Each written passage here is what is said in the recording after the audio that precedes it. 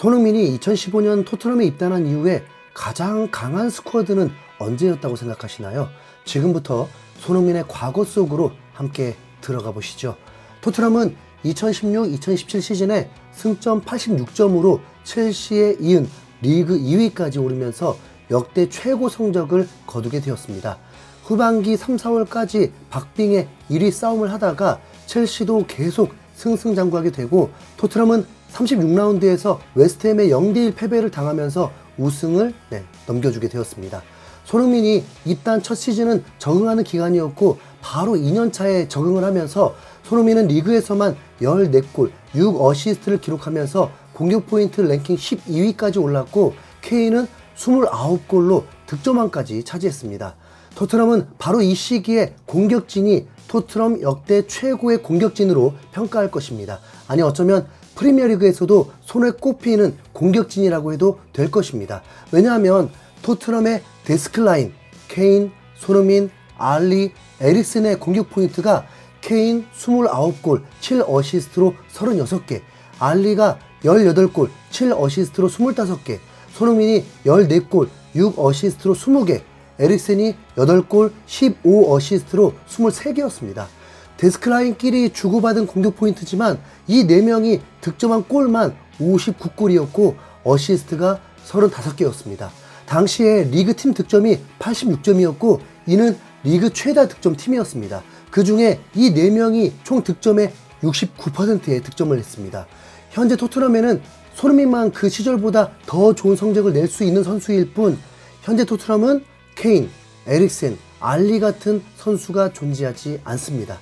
이때 선수들의 예상 이적료는 모두 1000억을 훌쩍 넘었습니다. 케인은 1억 파운드, 알리도 8천만에서 1억 파운드의 가치였고 손흥민, 에릭센도 8천만 파운드의 가치였습니다.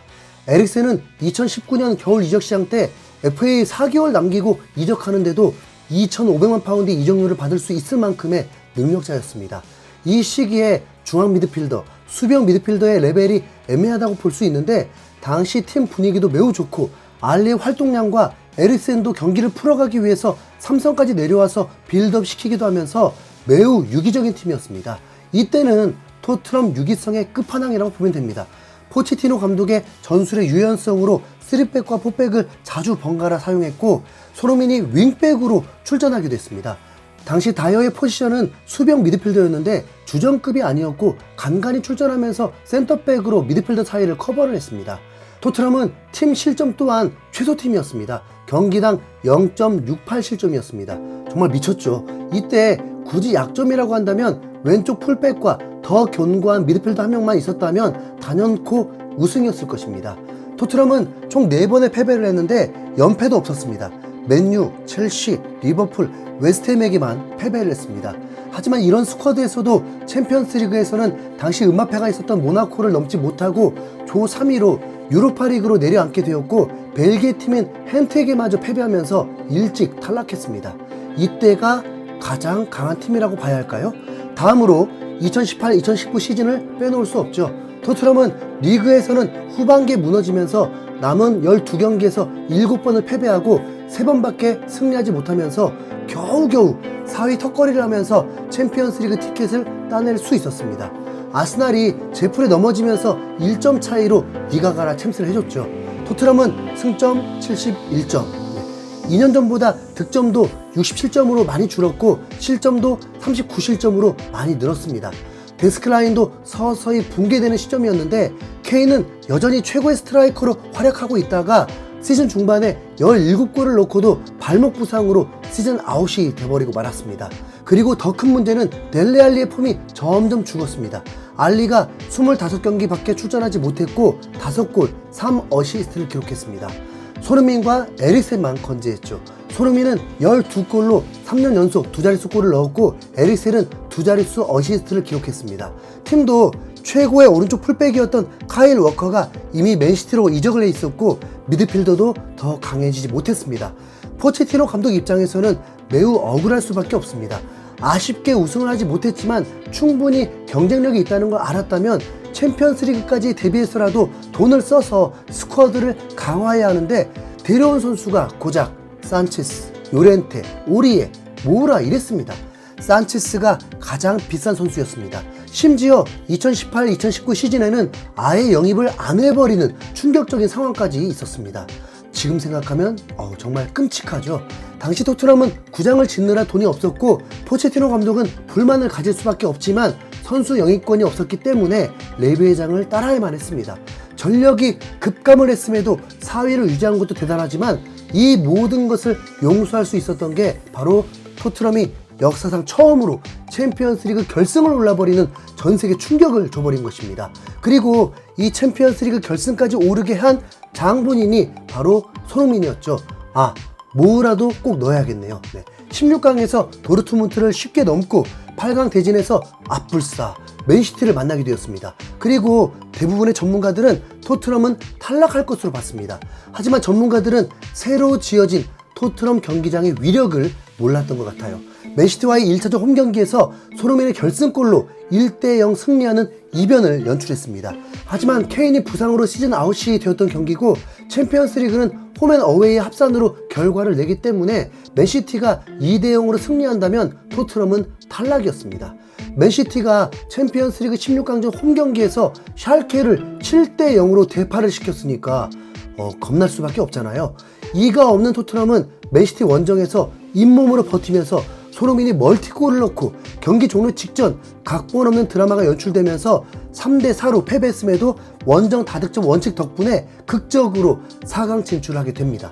그리고 4강 아약스전에서도 패배를 예상했고 예상대로 결과가 이어지고 있었습니다. 1차전 토트넘 홈에서 0대1 패배, 2차전 아약스 원정에서 전반에만 0대2로 밀리면서 누가 봐도 무득점 패배가 눈앞에 와 있었습니다. 그런데 후반 10분부터 브라질리언 모우라가 원맨쇼를 펼쳐버립니다. 5분 만에 2골을 넣어버리면서 합계 2대3까지 쫓아가 버렸고 만약 토트넘이 한 골만 넣게 된다면 경기는 합계 3대3 무승부가 되면서 원정 다득점 원칙으로 토트넘이 결승 진출하게 되는데 추가 시간 96분에 모우라가 기어이 헤드트릭을 완성하면서 영웅이 되어버렸습니다. 모우라는 파리 생제르맹 B클럽에서 토트넘으로 내려왔음에도 단 한 번도 두 자릿수 득점을 못했는데 이 4강전 영웅으로 계약기간 6년 동안의 연봉을 한 번에 정리해버렸습니다. 솔직히 이때의 선수 레벨은 2016 시즌보다 떨어진다고 봐야죠. 만약 챔스 결승에서 케인이 아니라 모우라를 넣었다면 어떤 결과가 나왔을까요? 데스크라인은 챔스 결승에 선발로 나왔지만 허탈하게도 전반 2분 만에 핸들링 반칙으로 페널티킥을 허용하면서 실점하고 케인은 경기 종료까지 슈팅 하나 해보지 못하고 평점 4점을 받으면서 0대2로 신공 패배를 당했습니다. 이때 미드필더는 에리센, 윙크스, 시소코였고 양쪽 풀백은 데니로즈와 트리피어였습니다. 전혀 강하다고 느껴지지 않죠. 이 선수층으로 챔스 결승에 오른 것 자체가 기적이라고 봐야 합니다. 토트넘은 지금은 그런 규정이 사라졌지만 원정 다득점 원칙 때문에 그런 결과를 얻을 수 있었죠. 스쿼드로 보면 누가 봐도 2016 시즌이 2018 시즌보다 나아 보입니다. 그렇다면 이제 엔지 감독의 베스트 11은 어떨까요? 엔지 감독은 우선 포체티노 감독처럼 전술의 유연성이 아예 없는 감독이었습니다. 토트넘의 공격진은 케인까지 없는 마당에 2016년 데스크 라인과는 비교가 되지 않죠. 하지만 수비 쪽은 우도기, 반더벤, 로메로, 포로가 더 나아 보이기도 합니다. 실제로 2016 시절의 포백 몸값과 현재 토트넘 포백의 몸값을 비교하면 지금 포백이 우위라고 봐야죠. 그런데도 토트넘은 2년 연속 67점을 넘어버리면서 팬들을 매우 힘들게 했습니다. 그 이유가 라인을 올려도 수비 가담도 잘하고 수비도 잘하는 활동량도 좋으면서 패스도 잘 뿌리는 미드필더가 있어야만 가능한데 아스날의 라이스, 로드리 없는 맨시티 전술이 잘 통할 리가 없잖아요. 토트넘이 지금 스쿼드에서 그래도 2016 시즌의 스쿼드와 비벼보려면 최소한 믿을만한 스트라이커와 수비형 미드필더가 있어야만 가능합니다. 토트넘은 손흥민이 함께하는 동안 한 번도 수준 높은 수비형 미드필더가 없었습니다. 16, 17 시즌 레벨이 높은 수비형 미드필더가 없었는데도 26실점밖에 하지 않은 것은 엔지볼이 꼭 배워야 할 부분이죠. 토트넘은 비수마를 수비형 미드필더로 그대로 활용하려고 한다면 진짜 갤러거라도 영입해야 하는데 갤러거는 챔스 나가는 아스톤빌라와 링크가 또 뜨면서 경쟁하게 생겼습니다. 엔지볼이 16, 17 시즌에 스쿼드 맞먹으면서 우승 트로피를 들어 올리도록 선수 영입할 수 있길 기다려 보겠습니다. 이상 흰수염고래였습니다. 감사합니다.